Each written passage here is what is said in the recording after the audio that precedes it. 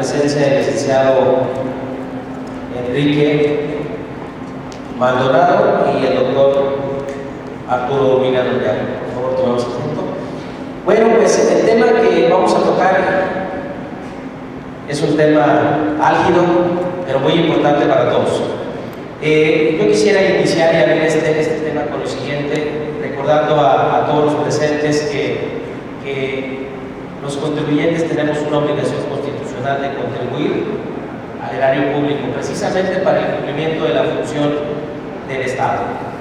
Y en esta tesitura, bueno, pues tenemos una obligación, pero también tenemos derechos de seguridad jurídica y de contribuir de manera proporcional y equitativa. También en esta relación tributaria que tenemos como contribuyentes con el Estado, pues tenemos también que considerar pues conductas lesivas o no, inducidas o no, dolo o sin dolo, y también podemos considerar, por supuesto, la posibilidad de realizar actos con una firme intención de dejar de pagar alguna contribución. Para ello, bueno, considerando nuestro tema, pues quisiera en primera instancia preguntarle al doctor, pedirle más que preguntarle al doctor Urbina que nos defina para él qué debemos de entender por delito de defraudación fiscal y elusión fiscal, para empezar de momento. Gracias. Bueno, más que nada es un honor estar aquí en el escenario de este nivel, frente a ustedes. El tema, pues obviamente es un tema que está no de moda, porque por desgracia desde hace muchos años en México se puso de moda el fraude fiscal. ¿Y por qué no decirlo? El problema siempre viene desde las administraciones pasadas, donde todo este esquema de comprar, vender facturas se convirtió más que de reporte nacional en una industria. Lo que se llama la elusión fiscal es lo que se conoce como el fraude a la ley, que en la doctrina siempre tiene muchas variables. ¿Es permitido o no es permitido? La ley nos permite hacer una cosa dentro de la ley o no hacerlo. Pero el problema real en México es la factura falsa, las empresas fantasmas, las listas negras. En el año 2014, la reforma fiscal del artículo 69b dieron al fisco federal la mejor herramienta para controlar este flujo de facturas falsas. Cuando la Suprema Corte de Justicia de Relación emitió 7 jurisprudencias, dio el toque más claro de todos. Ya se habla de tráfico de facturas. Se equipara de pronto el delito a tráfico de órganos, tráfico de armas, tráfico de documentados. Y es ahí el problema donde creo yo habría que definir este concepto de documentos falsos, documentos falsificados, como delitos previos al delito que sigue, el delito de lavado de dinero, el tipo penal. En realidad, el contribuyente que compraba facturas era una relación entre costo y riesgo-beneficio. Costo cero de la factura falsa, un riesgo nulo y un beneficio del 100%. Al momento en que las autoridades empiezan a realmente a querellarse, el costo se vuelve bastante alto por el impuesto emitido en los accesorios. El riesgo se puede medir en años de prisión y el beneficio se convierte en reparación del daño. En realidad fue una locura, fue un suicidio. Esquemas de outsourcing, sociedades cooperativas, sindicatos, y de repente siguen saliendo ese tipo de esquemas y siguen repitiendo. Le agradezco bastante y por supuesto que esta opinión me da para preguntarle al licenciado Maldonado lo siguiente. Por supuesto que para la autoridad debe de ser muy importante definir, tenerlo claro necesariamente la elusión fiscal, o en su caso la negación fiscal legítima, versus defraudación fiscal y sus consecuencias en materia de lavado. Supongo que en este caso la autoridad pues, debe estar haciendo un trabajo muy amplio. Por favor. Sí, doctor. Bueno, de entrada quisiera agradecerle Licenciado Aristóteles Núñez Sánchez, jefe del SAT, y de la Gloria Ernesto Luna Vargas, administrador general de la Auditoría Fiscal Federal, pues agradeciendo el foro del SAT, particularmente en esta administración, se pone siempre a las órdenes de los organismos internacionales, de la sociedad civil, precisamente para explicar qué hacemos en una serie de materias. Justo el jefe del SAT siempre señala que el SAT, particularmente en esta administración, tiene una tarea muy fácil de señalar y muy difícil de hacer. Precisamente marcado en eso, queremos comentar. Para nosotros en el SAT, y particularmente en el área que me honro representar y dirigir, que es análisis técnico fiscal, nosotros empezamos por los temas de evasión y de elusión fiscal antes que hablar de la recaudación fiscal. ¿Sí? La evasión fiscal, como todos ustedes saben, tiene efectos para que alguien sustraiga la obligación de enterar un recurso que ya es suyo, que corresponde al erario público, al fisco. La elusión fiscal, también lo dice el doctor, tiene que ver mucho precisamente con la planeación, tanto la legítima como la que tiene penitenciaria. La elusión tiene como propósito aprovechar las lagunas que la ley tiene, a veces la inexactitud en el trato de ciertos esquemas o ciertos sectores productivos para capitalizar en favor de la persona física o moral, pues maximizar sus rendimientos, evitar el pago de impuestos. Pero a lo mejor hablamos primero de la elusión, entre comillas, legítima, porque persona física puede hacer una planeación adecuada para maximizar la elusión de recursos. La que nos ocupa ahora es precisamente la que no lo es, y como bien señalaba el doctor Nayata, cada vez nos estamos enfrentando a esquemas mucho más agresivos. Ya la licenciada de Harley nos postuló un caso práctico que surgió y que se atendió en colaboración con ellos por parte del SAT y que nos habla ya de esquemas bastante agresivos. Pasamos al tema de la defraudación fiscal, que bueno, ya incluso como tipo penal nos habla de alguien que aprovechando el engaño, ¿sí?, y con una actitud dolosa se beneficia de alguna práctica que evita el pago de las contribuciones fiscales. ¿Qué está haciendo el SAT al día de hoy? Efectivamente, atacando los esquemas, analizando los esquemas, tratando de ir más o menos al parejo o un paso adelante de los planeadores. Como decíamos hace un ratito, tenemos esquemas muy agresivos en devoluciones, como el que postuló la licenciada Harley. Tenemos esquemas de la facturación, como decía el doctor.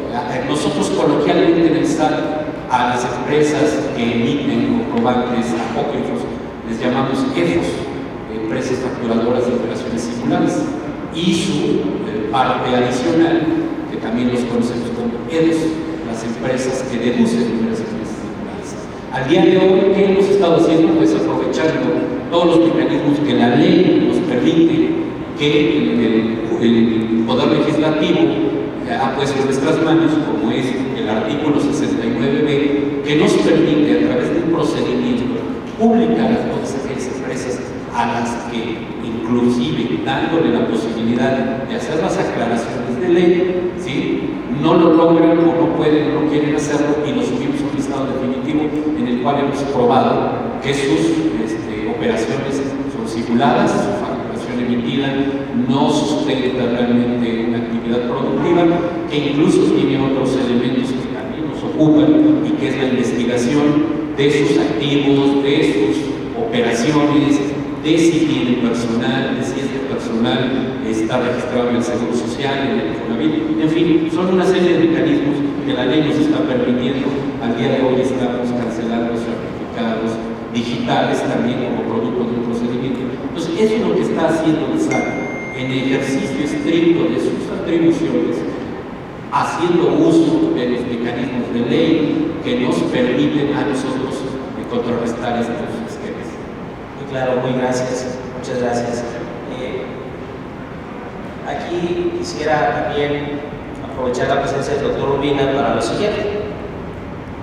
Típicamente quien comete un delito de defraudación fiscal, pues lícitamente está lógicamente dejando de pagar una contribución que obligadamente lo debe hacer por Ministerio de Ley.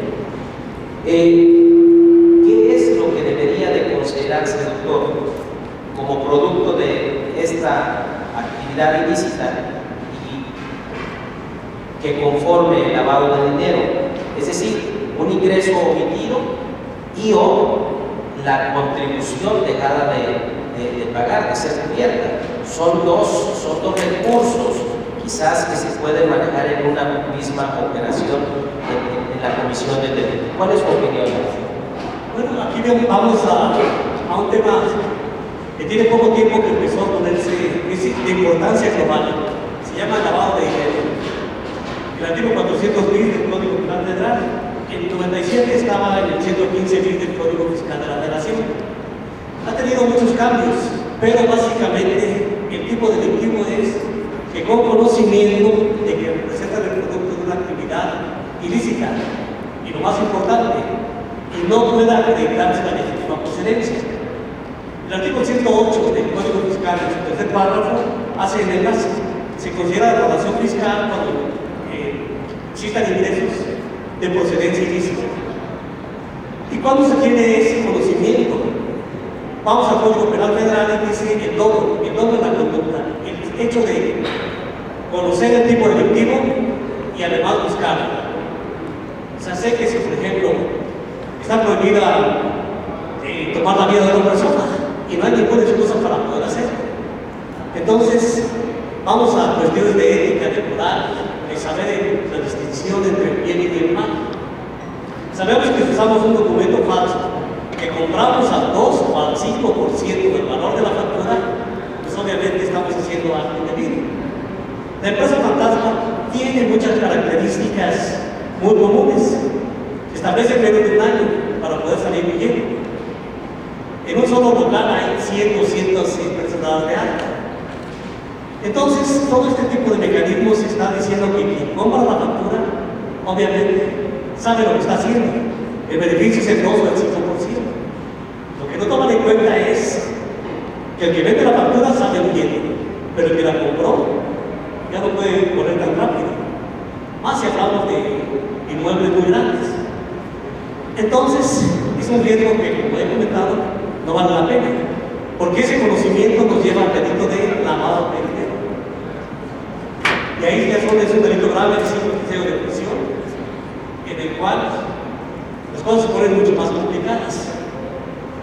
Ya ven, Estados Unidos llegó con la ley NAFTA, dio 164,000 mexicanos con inversiones en Estados Unidos. Salieron los papeles de Panamá.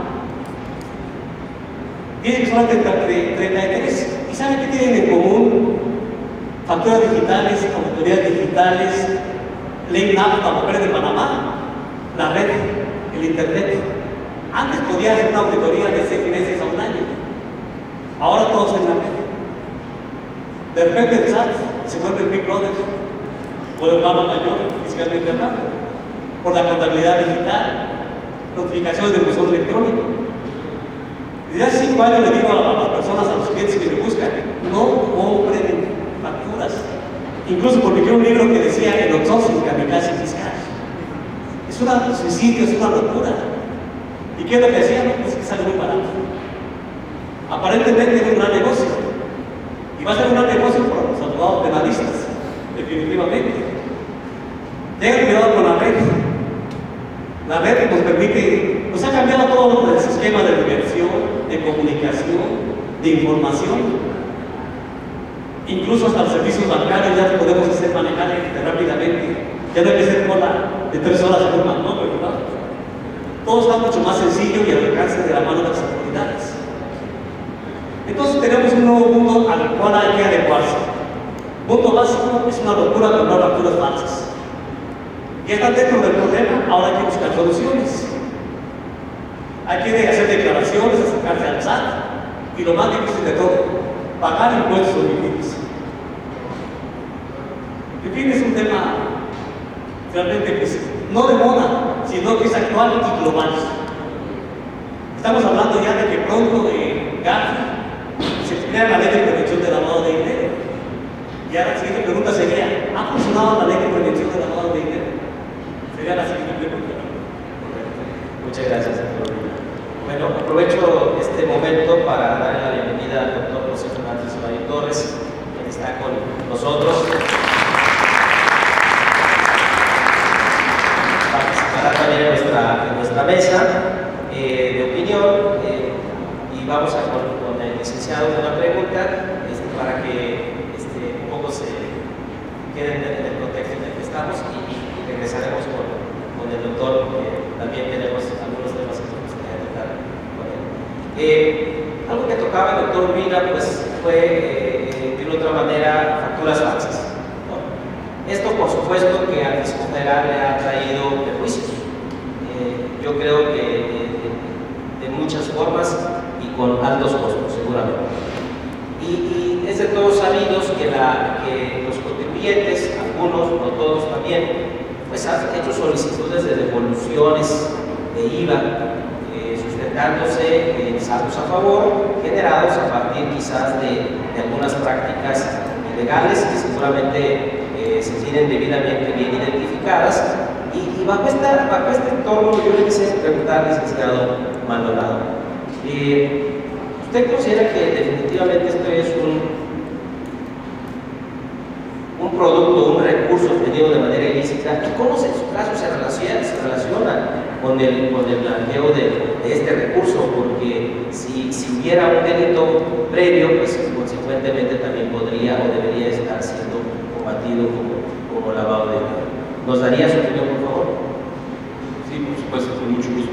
Bueno, ante expertos en la materia penal, espero no quedarme muy corto en mis apreciaciones, que son más formativas que parte del ejercicio que nosotros tenemos. En el SAT nosotros hacemos actos de fiscalización y de ellos muchas veces se derivan cuestiones que tenemos que reportar a la Procuraduría Fiscal de PGR para que sigan precisamente la línea de la investigación y el perfeccionamiento de una causa penal.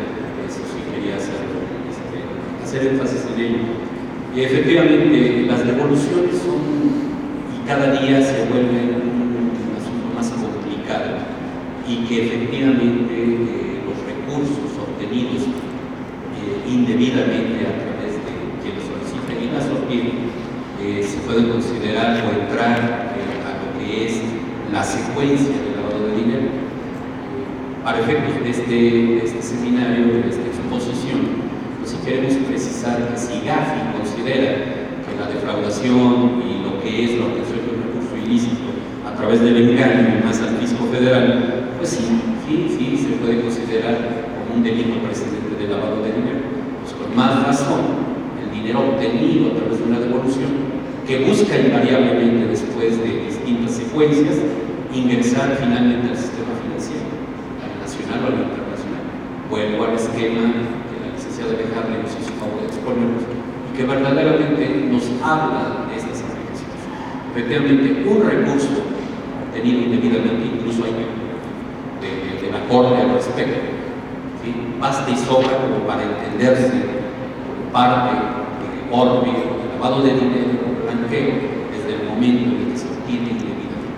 ¿Qué se haga con él? Hay que seguir la trazabilidad del recurso y quizás llegar a la tipificación de conductas más agravadas o agravadas. Pero sin duda alguna, en las devoluciones de IVA hemos encontrado, y a veces ya ni siquiera es el esquema per se, hemos ido viendo cómo va evolucionando el esquema de solicitud de devoluciones indebidas para volverse un esquema mucho más agresivo, que busca después de conseguir o no, también es eso, a veces ni siquiera consiguen la devolución, pero tienen una negativa, ¿sí?, por parte de la autoridad a devolver, y eso lo utilizan para esquemas, para darle efectos fiscales de mayor diversidad y envergadura al esquema. O sea, de manera que si estoy contestando adecuadamente la pregunta, efectivamente a través de la devolución de saldos a favor de IVA, presumiblemente legítimos, estamos en presencia de un esquema de blanqueo de dinero y sobre todo porque ya no solo se están quedando muchas de las veces en la parte de la obtención de un recurso indebido, sino darle mayores y más graves efectos fiscales incluso a la negativa por parte de la autoridad. Muchas gracias, licenciado. Creo que quedó claro la posición, el efecto de la obtención de una devolución de manera indebida, por supuesto. Yo quisiera aprovechar la presencia también del doctor Hernández Ceballos para lo siguiente. Leí, no todo de usted, parte de lo que ha publicado, y a partir de esto quisiera también, creo que hay un tema de moda, es la utilización o uso de paraísos fiscales. ¿Cómo puede relacionarse con la ilusión fiscal? ¿Cómo puede relacionarse con el delito de defraudación fiscal como precedentes del delito de lavado de dinero? ¿Cuál es su opinión al respecto? Muchas gracias. Aprovecho para saludar a todos que amablemente nos escuchan y, bueno, respondiendo a la pregunta, pues efectivamente, ¿no? Es un tema de moda con los Panama Papers, pero desgraciadamente no es que sea un caso aislado, ¿no? O sea, recordemos también hace unos años offshore leaks, se llamó también a través de este consorcio de periodistas independientes. Pues hablaban de una filtración de documentos donde se utilizan estas sociedades offshore para evadir impuestos como mecanismos para lavar dinero. Desde luego la constitución y utilización de una sociedad de este tipo, un esquema que se plantee societario para realizar cualquier tipo de actividad dentro de la ley, per se no es ilegal. La ilegalidad consistirá cuando estos mecanismos se utilizan precisamente para eso, para defraudar al fisco, teniendo en cuenta, ¿no?, lo que se considera como defraudación fiscal, aprovecharse de un error o inducir al error, es decir, engañar al fisco con el propósito de obtener un lucro indebido, ¿no? O cuando a través de estas sociedades se utilizan como mecanismos en cualquiera de las etapas del lavado de dinero, que siguiendo esta fenomenología que nos da el Grupo de Acción Financiera Internacional, que, como ustedes saben, la colocación, el sumergimiento o conversión de bienes y la integración de bienes, y teniendo en cuenta que el lavado de dinero es ese proceso por virtud del cual a un capital de origen ilícito se le va a dotar de apariencia de legalidad para ver de utilizarlo, de invertirlo dentro de los cauces de la economía formal sin temor a ser descubierto. Pues cuando se utilizan estas sociedades offshore de las que estamos hablando, con estas finalidades, pues desde luego que eso consistirá como delictivas. Pero además de eso, que todos sabemos, yo quisiera que reflexionáramos sobre la materia, ¿no? Y soy breve con esto, nada más apuntar una idea. Todas las instituciones financieras, vamos a llamar, estando dentro de las jurisdicciones cooperantes, estando en tierra firme, haciendo esa analogía de lo offshore, lo que está en alta mar, ¿no? Por eso se habla de esos paraísos fiscales con esa doble terminología, ¿no? Es lo que está en alta mar, ultramar, y aprovechando todas las islas de las Antillas. Pero todas las instituciones financieras que tienen su sede en jurisdicciones cooperantes, jurisdicciones que no abusan de un secreto bancario, que cumplen con toda la normativa del GAFI. Todas ellas, digamos, estando en tierra firme, actúan conforme a la legalidad, pero todas ellas también tienen oficinas de representación en estos paraísos fiscales. Entonces, ¿dónde está el punto de equilibrio? ¿Dónde está la medida? Desgraciadamente, estas sociedades van a seguir existiendo con propósitos delictivos, siempre y cuando se les permita seguir captando recursos de los particulares, y porque es un mecanismo idóneo, ¿no? Por el anonimato, por la rapidez con la que se pueden manejar los capitales. Tuve la suerte de explicarles.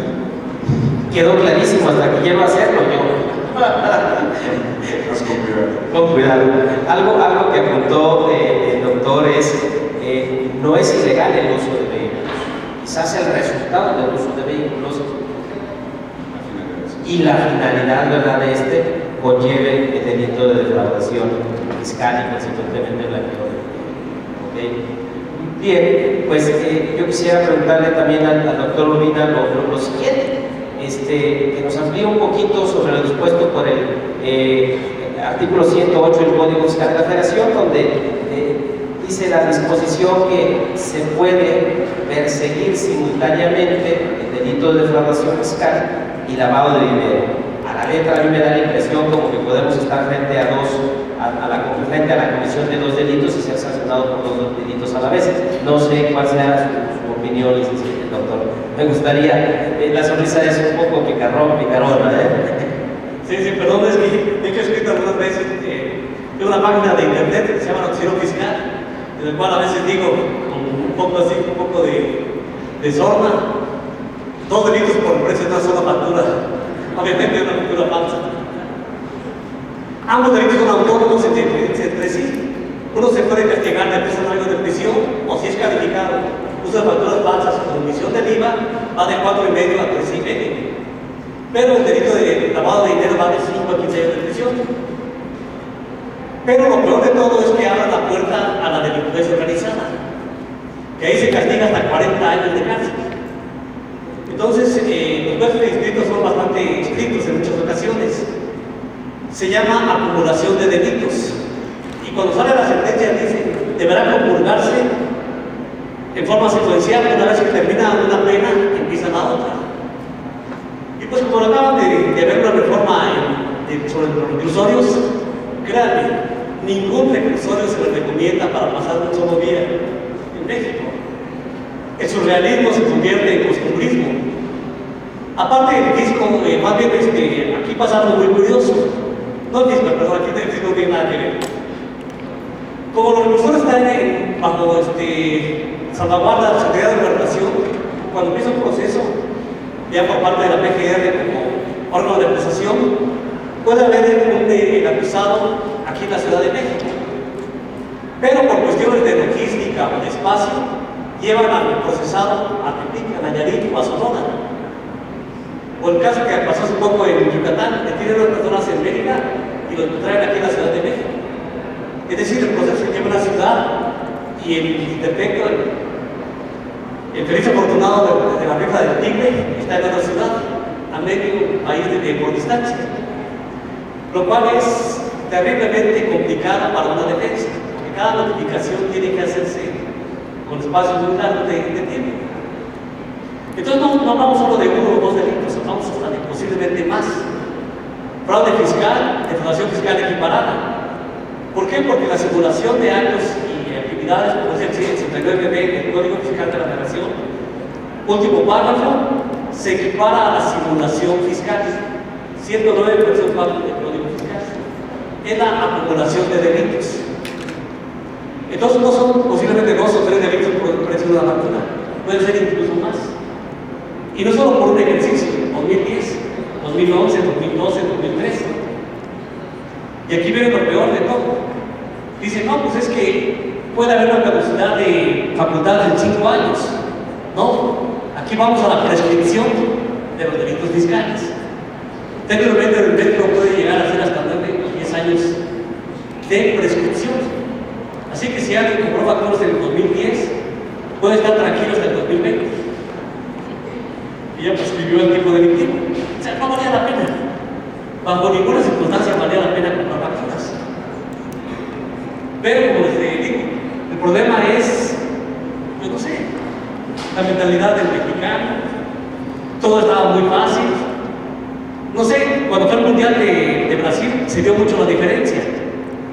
Los japoneses, pues obviamente hay un video ahí donde los japoneses terminan el partido y empiezan a recoger la basura. Y un grupo de mexicanos se ponen a robar la cerveza a un vendedor. Entonces el contraste que pasaban los dos videos era abismal. Ya vieron el ejemplo que dieron aquí los diputados que estaban en Brasil, que fueron detenidos por golpear a una persona y manosear a una muchacha. O sea, la imagen que vimos en el extranjero fue pésima.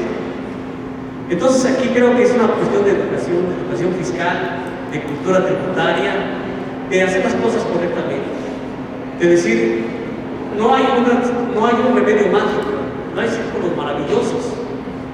A veces también con usted platico así con mucha burla diciendo la materia más fácil de México es el derecho fiscal. Para ser doctor en derecho solamente se requiere llegar y decir que soy doctor. Y ya tengo el remedio mágico, puedo vender y comprar facturas. Es más, los anuncio en una revista pública y tengo 40 despachos para poder reclutarme. Y no solo eso, puedo irme hasta Panamá. Puedo buscar, así hay revistas que anuncian todo esto, puedo comprar facturas en internet.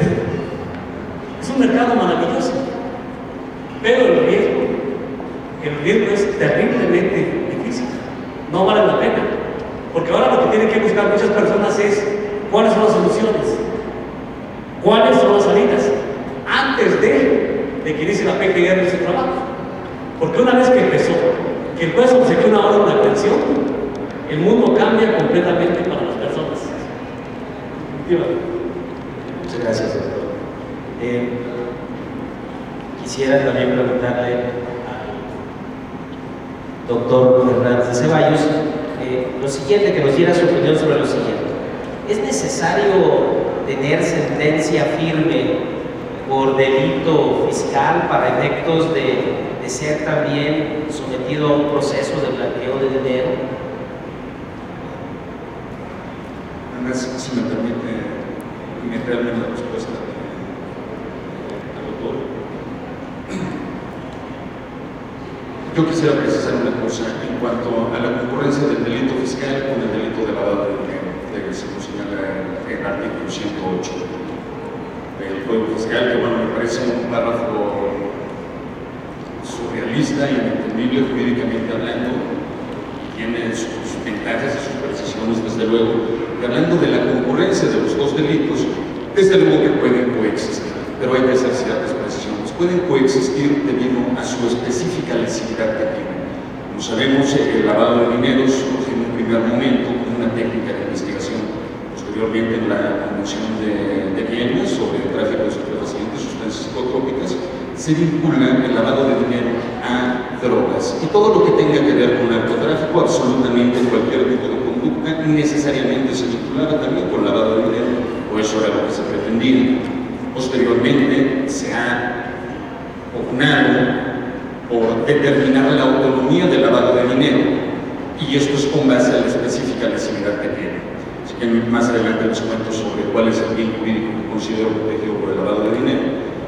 Y esto hay que entenderlo en oposición a un bien jurídico concreto, que es la hacienda pública, que se tutela con la defraudación fiscal. Coexistiendo esta lesividad propia de cada una de las conductas, desde luego que puede coexistir en un concurso de delitos, como apuntaba el doctor. Ahora bien, hay que tener mucho cuidado también con esto en ver los factores del lavado de dinero como la posesión del producto del delito, de la operación con productos de procedencia ilícita, cuando se limita a la posesión, como ocurre a partir de la reforma de 2014 del 400 del Código Penal, porque debemos de tener presente que esa posesión del producto del delito previo implica un acto consumatorio de ese delito, y entonces ahí sí estaríamos rayando en un desinhibe, ¿no? En la provisión constitucional, el derecho fundamental, el no poder ser juzgado dos veces por lo mismo. Nada más precisando ese concepto. En cuanto a su pregunta, desde luego que no es necesario acreditar el delito previo, sino que se habla de una conducta ilícita. Y en ese sentido se han manifestado todos los tratados internacionales, todas las convenciones internacionales, y es la tendencia. Y eso tiene dos razones de ser. Primero, lo que les hablaba hace rato en cuanto a la naturaleza propia y específica del lavado de dinero. Es decir, no depende del delito previo como se pretendía antes con esa convención de Viena sobre drogas que les comentaba, que se hacía alusión y todavía subsiste ese vicio de considerar que el bien jurídico protegido es un bien jurídico reflejo que atañe al delito cometido previamente. Eso no existe, es un delito autónomo. No necesita estar vinculado a una conducta delictiva, a un delito previo. Y ese es el segundo punto. la operatividad en cuanto a la persecución y judicialización del lavado de dinero. Piensen ustedes que para acreditar un delito previo, estamos hablando de, si seguimos un proceso penal desde que inicia hasta que se agota en primera instancia, se recurre, se llega, se impugna vía amparo de las resoluciones definitivas, podemos estar hablando aproximadamente de unos entre 4 y 5 años siguiendo nuestra justicia pronta, ¿cierto? Pero tomando en cuenta eso, para que nosotros consideremos que hay un delito previo, necesita acreditarse plenamente, es decir, que haya causado estado una sentencia donde se diga se ha cometido tal delito. Si tomamos en cuenta la rapidez con la que se manejan los capitales, el sistema financiero, los avances tecnológicos que existen, hablar de procesar o tratar siquiera de investigar una conducta que ocurrió hace 5 años, como el lavado de dinero, materialmente se vuelve imposible. Hay que ver un reporte de la DEA de 2009, me parece, 2009-2010, y fíjense, ya en ese tiempo que no están tan avanzadas las tecnologías, hablan de que un capital que se mueve a través de 3 jurisdicciones diferentes, de 3 países diferentes dentro del sistema financiero, se vuelve prácticamente imposible rastrear, por la complejidad que implica en cartas rogatorias, en traductores, en regresar la información, y con esa misma rapidez se siguen moviendo los capitales. En conclusión, no se necesita acreditar un delito previo, exclusivamente una conducta ilícita, que proceda de una actividad ilícita que no quede con diferencia a delito. Lo cual también tiene mucho significado en cuanto al 108 del Código Fiscal, que habla de esa presunción de delitos fiscales, pero bueno, no quiero aburrirlos con todo eso. Muchas gracias. Muy clara la puntualización y sobre todo de gran importancia.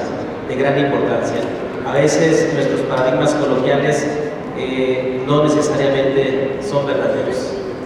Hay que tener mucho cuidado.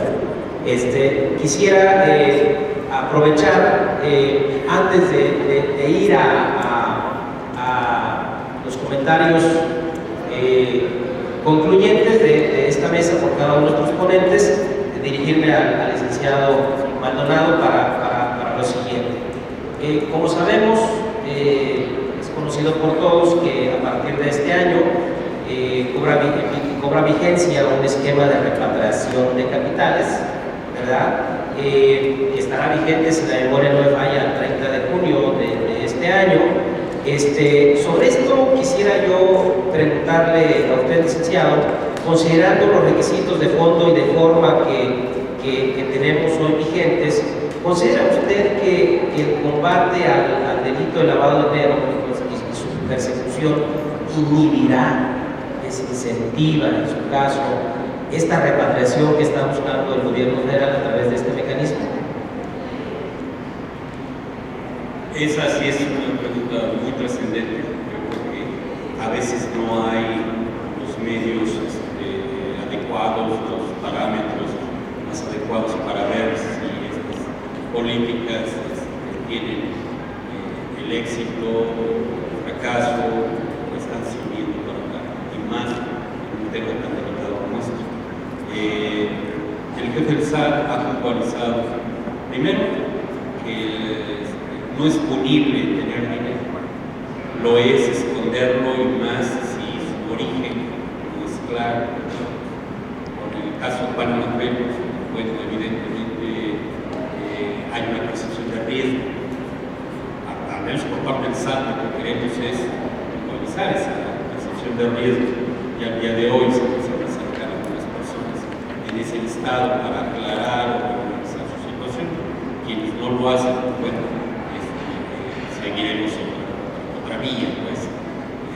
Pero ciertamente las acciones contra el lavado de dinero inciden seguramente, pues, en la confianza, en la repatriación de capitales, porque de suyo es muy difícil. Y decimos, ¿no?, aquí entre nos, decimos que a lo mejor hay gente que se la juega en defraudación fiscal, pero jugársela lavado de dinero o en delincuencia organizada, la verdad es muy difícil. Yo creo que sí, por eso quisiera decir, yo creo que sí abona al éxito, sobre todo cuando las cosas cosas se hacen con transparencia y si el SAT lo hace profesional, transparentemente, con el apoyo de los demás organismos para regularizar situaciones, que no debe haber ningún problema. Si hay más cosas que toman, siempre será motivo de preocupación.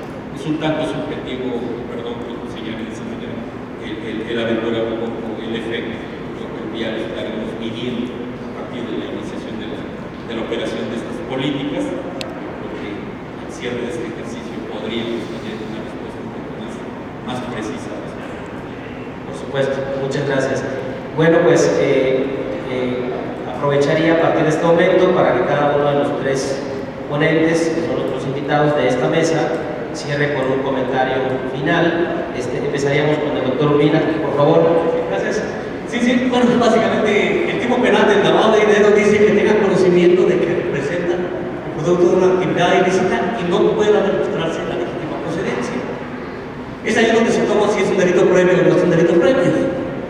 Y no solamente hablamos, en un principio fue el lavado de dinero de narcotráfico, por eso la CEIDO es la que se encarga de llevar el proceso.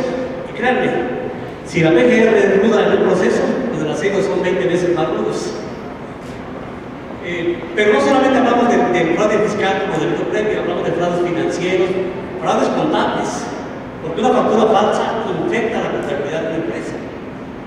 Se van llevando muchísimos. Por ejemplo, alguien como el Mochaorejas, que tiene una actividad delictiva del secuestro, obviamente, compraba dólares, monedas de oro, tenía millones de moneda nacional. Obviamente no necesitaba defraudar al fisco, cometía otro tipo de delitos para hacerse de dinero. No hablamos solamente de un tipo delictivo o de otro. Lo que está pasando de forma curiosa es que las autoridades van por varios delitos. En fin, el lavado de dinero no es casi autónomo. Estamos viendo casos de alto impacto a nivel nacional en los cuales se tienen procesados, no solamente uno, sino 2 o 3 o 4 delitos. En Torreón acaba de pasar de que un empresario que vendía facturas fue detenido y es procesado por fraude fiscal, lavado de dinero y delincuencia organizada. Todo el paquete en un solo proceso. Son temas complejos, definitivamente. Lo principal es ver el tipo penal. Cuando se analiza un proceso, se ve primero la declaratoria de perjuicios de la Administración Central, se ve la querella de la Autoridad Fiscal de la Federación, se ve la averiguación previa de la PGR, si le tocó a la Fiscalía Especializada en Delitos Fiscales y de Banca o a la CEIDO. Y entonces empieza a ver la estrategia de defensa. ¿Por qué se te acusa? ¿Cuál es el tipo penal? ¿Y cómo se está llevando esa prueba? Cada proceso en sí es extremadamente complejo, complicado, pero definitivamente tener facturas falsas en la contabilidad es una especie de subsidio legal. El tema da para muchísimo.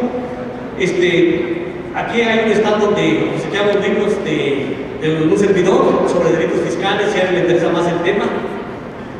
Tengo una colección de 5 tipos de 5 libros de delitos fiscales que están a su disposición libremente. Si les interesa conocer un poquito más de este tema tan vasto, tan maravilloso. Pues gracias, ser muy amable. Muchas gracias a ustedes. Le pediría al licenciado Maldonado que nos haga favor con sus comentarios finales sobre el tema que nos está ocupando. Sí, doctor, gracias. Bueno, nada más puntualizar, en el SAT no nos gusta, de verdad, ni a título personal ni profesional, como somos servidores públicos, que sientan y piensan, no nos da gusto encauzar estos temas. La realidad es que hacemos un quehacer que contribuye al fortalecimiento de la economía nacional y cada vez más se requieren recursos, y esa es nuestra intención. El SAT también es una institución que actúa de buena fe, en términos de que, por ejemplo, ahora las declaraciones de las personas físicas tienen ese principio. Declaramos nuestras deducciones, pedimos nuestras devoluciones, conforme a la ley procede, etcétera, etcétera. Sin embargo, en el ejercicio de nuestros actos de autoridad de fiscalización nos encontramos con temas que cada día más delicados. No nos gusta, definitivamente, quisiéramos ver las cosas más lineales, hacer nuestro trabajo más bien en términos de permear en la conciencia de los ciudadanos, de los obligados tributarios a contribuir libremente y estar más preocupados nosotros en facilitar los esquemas de tributación. En eso estamos. Al día de hoy, los instrumentos electrónicos, las comunicaciones y demás se han ido perfilando para hacer esta carga informativa del contribuyente más ágil. Quisiéramos estar más preocupados. Sin embargo, pues es una realidad lo que está sucediendo con esquemas agresivos de evasión, defraudadores, etcétera. Y bueno, ejerceremos nuestras facultades. Pero en general, el Servicio de Administración Tributaria, que es responsable de esta cuestión de la recaudación, tiene más en mente incentivar al contribuyente a contribuir precisamente en conciencia por el fortalecimiento del país, no hacia esas desviaciones que en el camino conocemos. Muchas gracias. Doctor Fernández Ceballos, por favor, su comentario conclusivo o final sobre nuestro tema.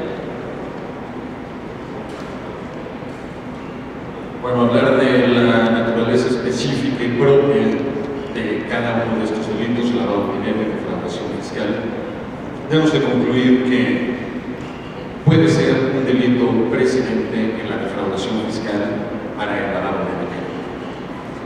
Desde luego no tiene que estar acreditado plenamente el delito, insisto, para que exista delito necesitamos estar a la teoría del delito, hablar de una conducta típica, antijurídica, culpable y punible, y esto solo puede existir cuando hay una sentencia que no admite recurso alguno.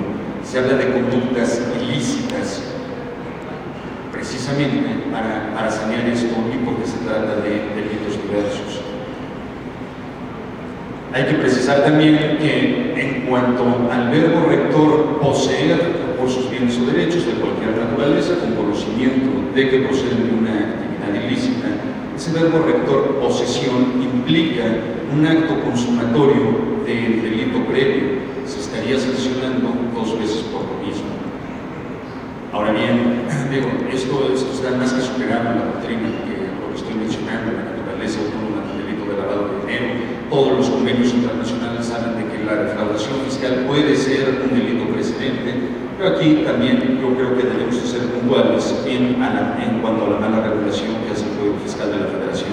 Y me refiero a eso, una presunción que se hace de defraudación fiscal cuando existan recursos o ingresos procedentes de operaciones con recursos de procedencia ilícita.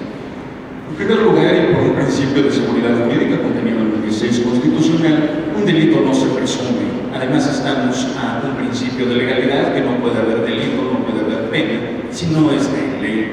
En todo caso, debiera de imponerse la obligación a una autoridad de investigar por una posible defraudación fiscal cuando se trata de ese tipo de delitos, pero no establecer una presunción desde la ley de que se comete el delito de defraudación fiscal cuando hablemos de que hay operaciones con recursos de procedencia ilícita, porque eso, además de ilegal, resulta absurdo, además de ilegal y violatorio de derechos fundamentales, me refiero. Resulta absurdo porque parece ser que quien hizo la ley no entiende la mecánica con la que operan estos delitos.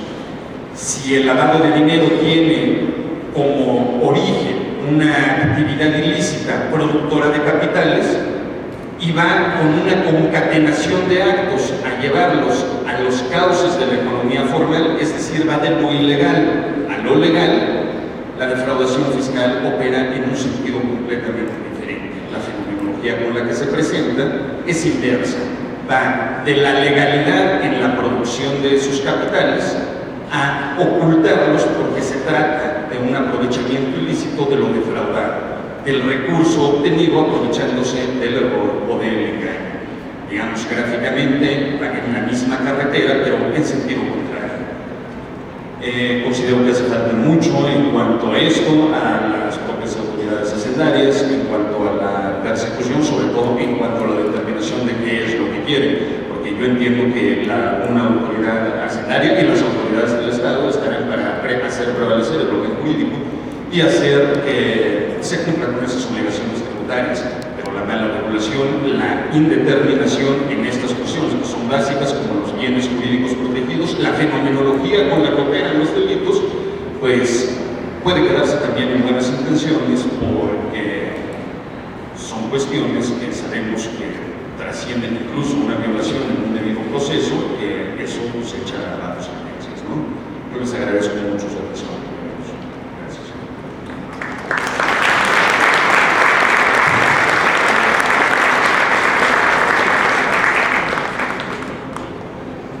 Clarísimo está que es un tema muy importante, de moda.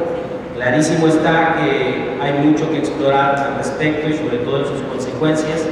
Clarísimo está también que tenemos que trabajar seguramente en la legislatura y en la aplicación de las diversas disposiciones que le son aplicables a la materia, a esta comunión de ambos delitos. Por supuesto que nuestro peor enemigo es el tiempo. El tema da para mucho más. Se han escrito N libros, N artículos, y hoy tuvimos el privilegio y la fortuna de contar con 3 personalidades expertas en los temas, y por supuesto, a nombre de la Cámara, de la Canaco, a nombre de nuestros fundadores de este evento y mío propio, pues agradecerles infinitamente su tiempo y el compartir sus conocimientos y experiencias sobre este tema. Muchas gracias. Vamos a proceder a entregarles un reconocimiento a nuestros 3 ponentes.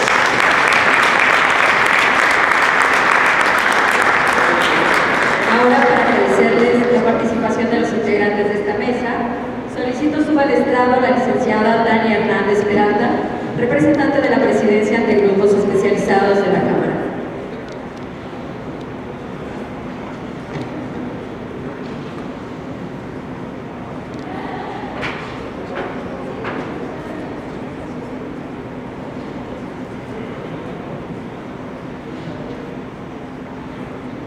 La Cámara de Comercio, Servicios y Turismo Ciudad de México otorga el presente reconocimiento al licenciado Enrique Antonio Maldonado Báez por su destacada participación en la mesa de opinión, defraudación y elusión fiscal, en el segundo Seminario Internacional de Prevención del Lavado de Dinero y Financiamiento al Terrorismo.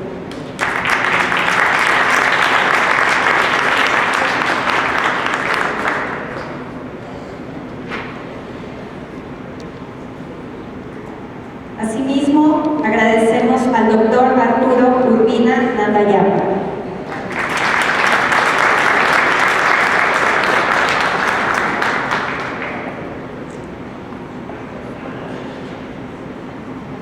Agradecemos al doctor José Fernández de Ceballos y Toros.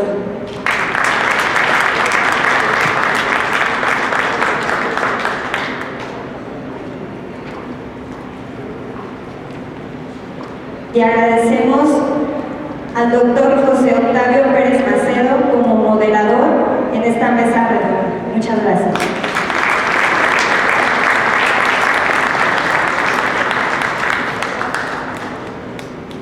Se les informa que las preguntas que están haciendo llegar a los integrantes de esta mesa, por cuestiones de tiempo, no serán contestadas en este espacio.